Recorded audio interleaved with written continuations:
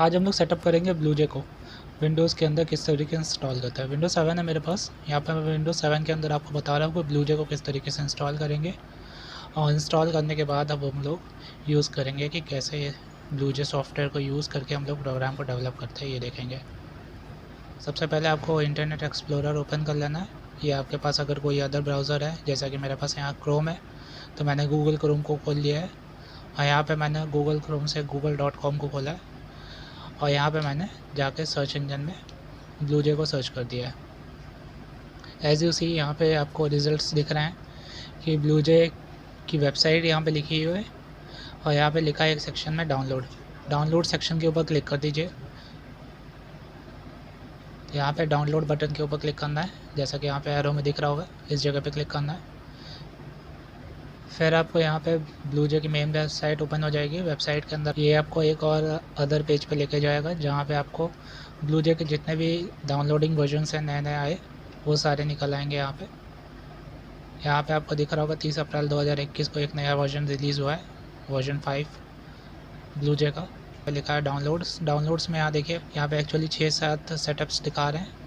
Mainly हमें यहाँ पे स्टैंड अलोन जिप पे क्लिक करना है, क्योंकि इसमें इंस्टॉलेशन नहीं होगा, डायरेक्टली आपका कंप्यूटर के ऊपर रन कर जाएगा सॉफ्टवेयर। तो यहाँ पे JDK किट जो है 240 MB की है, अगर आप स्टैंड अलोन जिप पे क्लिक करते हैं तो इसमें आपको इंस्टॉल नहीं करना रहेगा, डायरेक्टली क्लिक करेंगे, डाउनलोड होगा, उसके बाद आप इसको डायरेक्टली वहीं से ओपन कर सकेंगे। आपको इंस्टॉलेशन वाला चाहिए तो आप MSI इंस्टॉलर पे क्लिक कर सकते हैं। तो फ़िलहाल मैं यहाँ पे डाउनलोड कर लिया हूँ इस चीज़ को। तो जैसा कि यहाँ पे लिखा हुआ है ब्लूजे विंडोज़ 5.01, जो कि 5th वर्जन है, तो मैंने इसको क्लिक कर लिया। ओपन कर लेते हैं इसको। ओपन कर लेंगे इसको। कोई भी ज़िप फोल्डर का यूज़ कर सकते हैं आप। यहाँ पे 7 ज़िप भी यूज़ कर सकते हैं, आप चाहो तो यहाँ पे विनज़ार भी यूज़ कर सकते हो। मेरे केस में मैं विनज़ार यूज़ कर रहा हूँ। विनज़ार से आप इसको जहाँ पे चाहो वहाँ एक्सट्रैक्ट कर सकते हो। मैं इसे डेस्कटॉप पे ही एक्सट्रैक्ट करूँगा, तो यहाँ पे मैं एक्सट्रैक्ट करने जा रहा हूँ डेस्कटॉप पे। तो मेरे PC का नाम सेट बिल्डर है, तो सेट बिल्डर के अंदर मैं डेस्कटॉप पे इसको फोल्डर के अंदर स्टोर कर लूँगा। तो ओके मैं क्लिक करूँगा यहाँ पे। ओके क्लिक कर दिया, और यहाँ पे ये मेरी फ़ाइल एक्सट्रैक्ट हो चुकी है।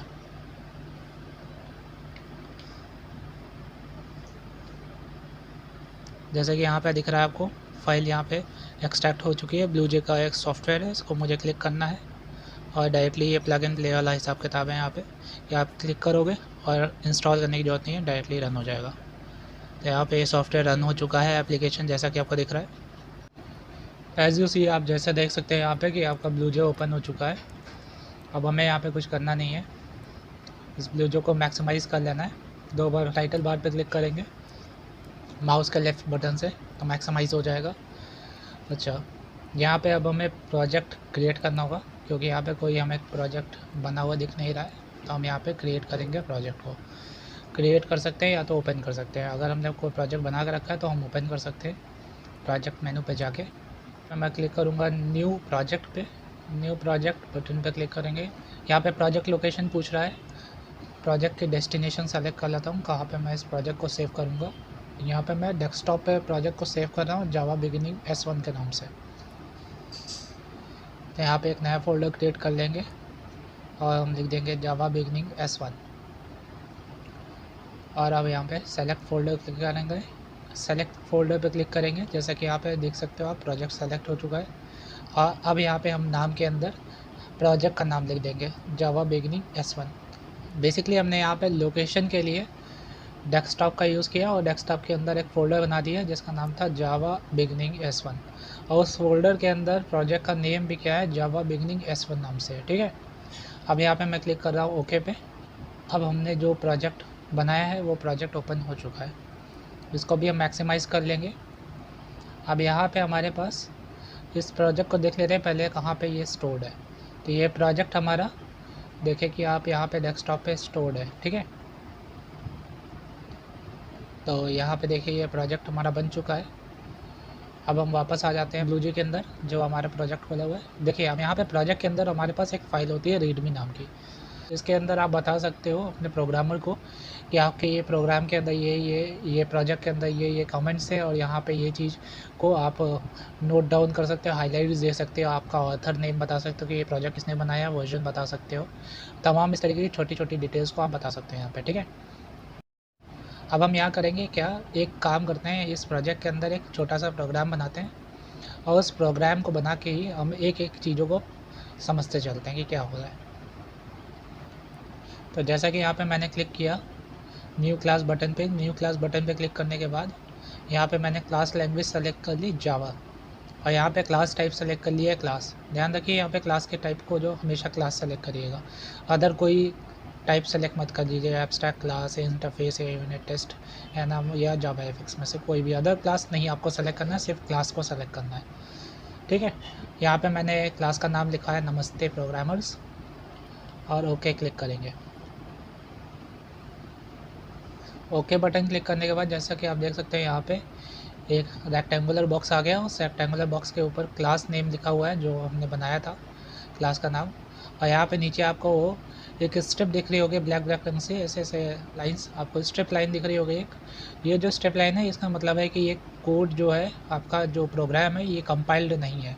ठीक है, तो हम इसे कंपाइल कर लेते हैं। देखिए कंपाइल करने के दो तरीके हैं, एक तो आपको लेफ़्ट साइड में बटन दिख रहा है, उस बटन पे क्लिक करके कंपाइल कर सकते हो, और दूसरा आप इसी प्रोग्राम के ऊपर राइट क्लिक करके कंपाइल कर सकते हो। ठीक है, अब हम चलते हैं इस प्रोग्राम को ओपन करते हैं और प्रोग्राम के अंदर जो चीज़ें हैं उनको समझते हैं।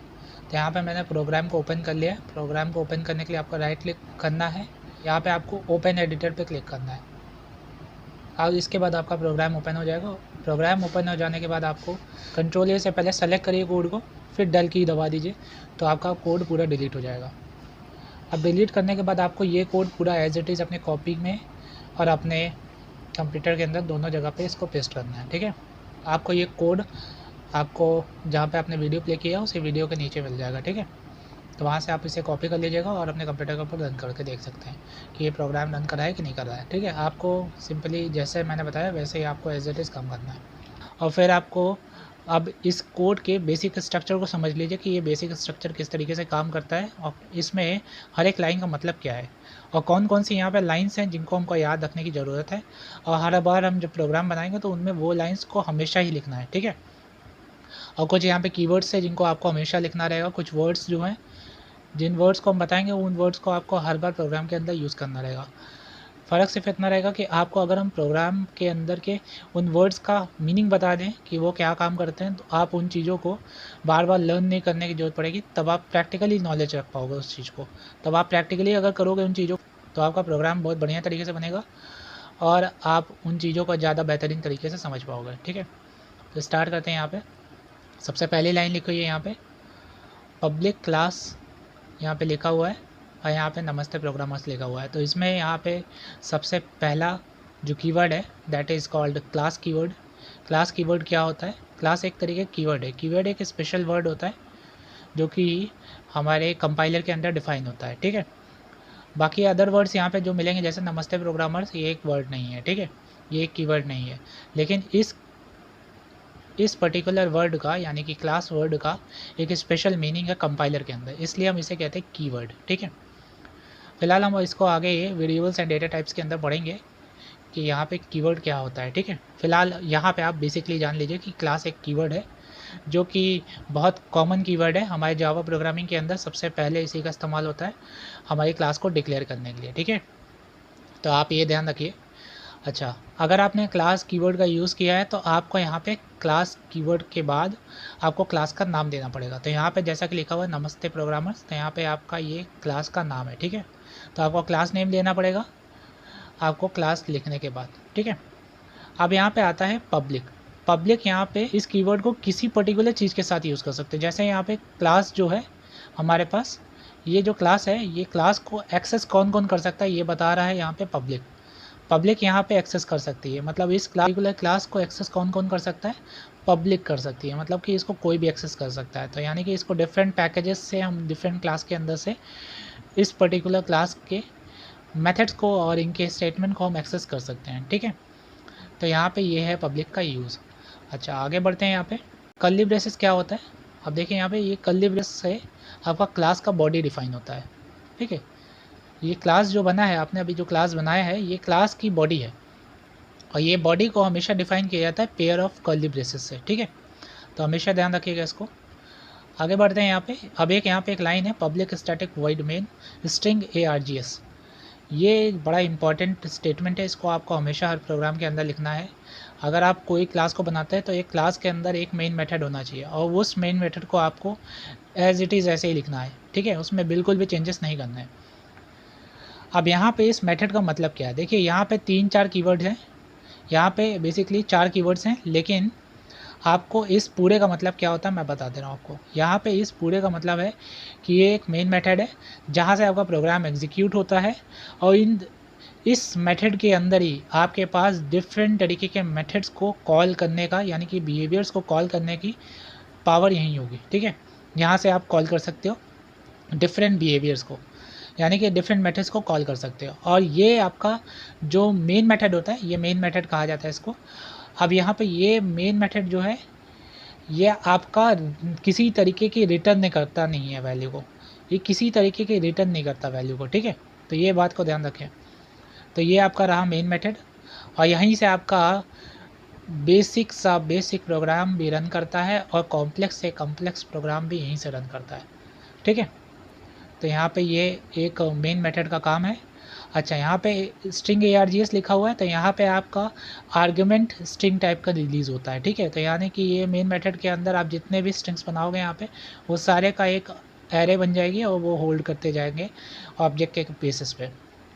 आगे बढ़ते हैं, इसको नेक्स्ट लाइन पे देखते हैं। यहाँ पे आप देखिए, आपने मेन मेथड पढ़ा था, इस मेन मेथड का ये बॉडी है, ये मेन मेथड का बॉडी है।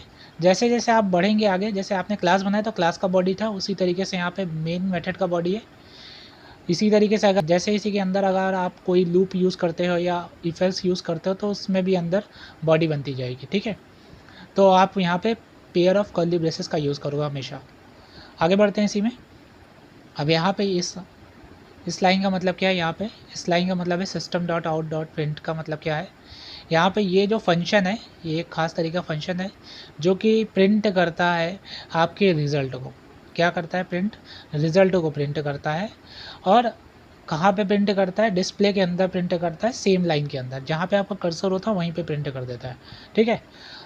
अगली बात यहाँ पे ये है कि इस फंक्शन के अंदर एक आर्गुमेंट पास हो रहा है जो कि है यहाँ पे लिखा हेलो प्रोग्रामर। हेलो प्रोग्रामर को हम यहाँ पे डबल इन्वर्टर कॉमा के अंदर लिखें। डबल इन्वर्टर कॉमा के अंदर जो भी चीज़ लिखी जाएगी वो आपकी क्या होगी, वो एक स्ट्रिंग के फॉर्म में, एक स्ट्रिंग के तरीके से रिप्रेजेंट की जाएगी डिस्प्ले के ऊपर, ठीक है। आगे यहाँ पे आपका ये पूरा का पूरा स्टेटमेंट बन जाता है। आगे आपका अगर इन सभी चीज़ों को हम एक साथ जोड़ देते हैं तो ये एक इंस्ट्रक्शन कहलाता है और इस इंस्ट्रक्शन को हम कहते हैं स्टेटमेंट। क्या कहते हैं, स्टेटमेंट कहते हैं। आगे बढ़ते हैं। यहाँ पे मैंने एक स्टेटमेंट लिखा है डबल स्लैश लगा के। डबल स्लैश लगा के अगर आप कोई आगे कोई भी स्टेटमेंट या वर्ड कोई भी लिखते हैं तो इसका मतलब होगा कि आप एक कमेंट शो कर रहे हैं। कमेंट का मतलब क्या होता है, कमेंट आपका बेसिकली बताता है प्रोग्रामर को कि यहाँ पे आपका कोई चीज़ लिखा गया है या कोई तरीके का एक्सप्लेनेशन हो सकता है या कोई ओपिनियन हो सकता है या रिव्यू हो सकता है। तो आप कमेंट के ज़रिए आप अपने प्रोग्रामर को बता सकते हो कि आपका यहाँ पे ये जो कोड है इसका मतलब क्या है। इस कमेंट से कोई फ़र्क नहीं पड़ता कंपाइलर के ऊपर, ठीक है। अब इस कोड को हम लोग इसको सेव करते हैं। सबसे पहले तो मैंने Ctrl+S दबाया, सेव हो गया। क्लास पे जाओ, क्लास बटन पे क्लिक करो और वहाँ से भी आप सेव कर सकते हो, ठीक है। फिलहाल हम यहाँ पे क्लोज़ कर लेंगे, क्लास बटन पे जाके क्लोज़ कर लेंगे। क्लोज़ करने के बाद यहाँ पे अब हम इसको रन करके देखेंगे। राइट क्लिक करना है, वॉइड मेन जहाँ पे लिखा हुआ है वहाँ पे क्लिक करना है। आपको यहाँ पे ओके बटन दबाना है, आपको एज इट इज़ कुछ नहीं करना है, ठीक है। ऐसे ही ओके दबा देना है और आपका प्रोग्राम रन हो जाएगा। जैसा कि यहाँ पे आपको दिख रहा है ये प्रोग्राम रन हो चुका है। तो बड़ा ही आसान तरीका था। अब इस प्रोग्राम को हम देख लेते हैं कि डेस्कटॉप में ये कहाँ पे सेव हुआ है, ठीक है। लोकेशन वही है, डेस्कटॉप के ऊपर जावा बिगनिंग S1 नाम से जो फोल्डर मैंने बनाया है उसी फोल्डर के अंदर होना चाहिए। तो जल्दी जल्दी से चलते हैं। यहाँ पे देखिए मैं फ़ोल्डर के पास पहुँच चुका हूँ। अब इस फोल्डर के अंदर देखिए यहाँ पे 5 फाइलें टोटल हैं, लेकिन हमें 5 फाइल से मतलब नहीं है। हमें यहाँ पे नमस्ते प्रोग्रामर्स और नमस्ते प्रोग्रामर डॉट क्लास फाइल से मतलब है। तो हमने पहले पढ़ा हुआ कि डॉट क्लास फाइल क्या होती है, बाइट कोड होती है, जो कि JVM रन करता है। ठीक है, ये जो फाइल होगी जिसका एक्सटेंशन जावा होगा वो हमारा सोर्स कोड होगा। तो यहाँ पे आपको फाइल दिख गया कि ये देखिए आपका ये है जावा सोर्स कोड और ये है आपका बाइट कोड, जिसे कंपाइलर रन करके प्रोवाइड किया आपको। ठीक है, अब ये जो आपका बाइट कोड है, ये बाइट कोड आपके JVM के पास जाता है और यही रन करता है JVM आपका। ठीक है, तो अब हम लोग एक काम तो कर ही लिए कि प्रोग्राम कैसे बनाते हैं ये हमने सीख लिया है, और पहला प्रोग्राम हमने यहाँ पे सी गणेश कर दिया है। तो अब हम लोग आगे बढ़ते चलेंगे धीमे धीमे करके। तो आई होप कि यहाँ पे आपको चीज़ें समझ में आई होंगी। अगर आपको कोई भी डाउट रह गया हो या आपको कोई इशू आ रहा हो तो आप फ़ोन करके पूछ लीजिए। Thank you so much.